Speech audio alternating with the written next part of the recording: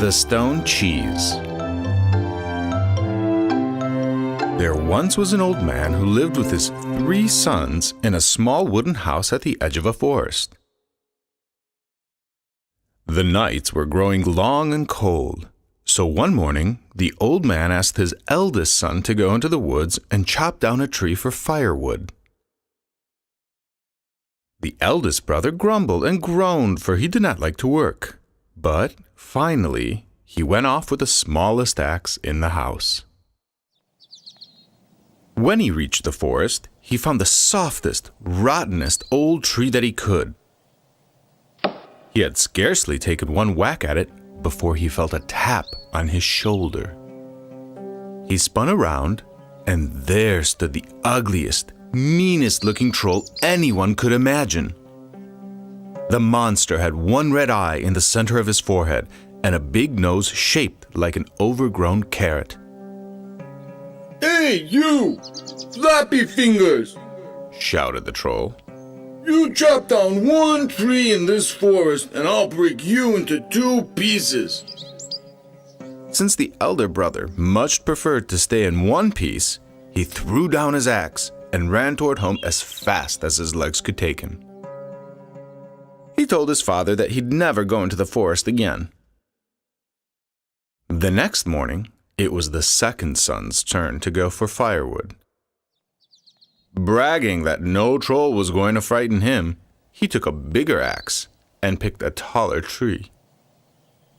Scarcely had he begun to chop when the same ugly troll leaped down out of the treetop and landed on his head. "Hey, you! Spindly legs!" shouted the troll. "You chop down one tree in this forest and I'll break you into 3 equal pieces." The second brother had no wish to see himself in 3 pieces. So he threw down his axe and raced home as fast as his legs could take him. The next day, it was the turn of the youngest brother. This brother had more brains than the other 2 combined. He picked the biggest axe in the house and took a hard, white ball of cheese from the cupboard. When the older brother saw him putting the cheese into his bag, they laughed and jeered. "Are you planning to feed that cheese to the troll?" they asked. But the youngest brother paid no attention to their sneers.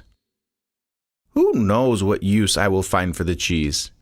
he said, and off he went with his bag swinging along behind him. When he reached the forest, he picked the tallest tree on the whole mountainside and went to work with his axe. He had scarcely taken 3 strokes before the troll came running up to him. "Hey, you! Flappy ears!" he shouted. "You chop down one tree in this forest and I'll break you into 4 pieces." "You just try it," cried the lad, "and I'll squeeze you into a blob of white jelly, just as easily as I squeeze the water out of the stone." Taking the big, white cheese out of his bag, he squeezed it with both hands. Juice squirted out of the cheese right into the troll's big eye. "Hey, hey!" shouted the troll, jumping up and down.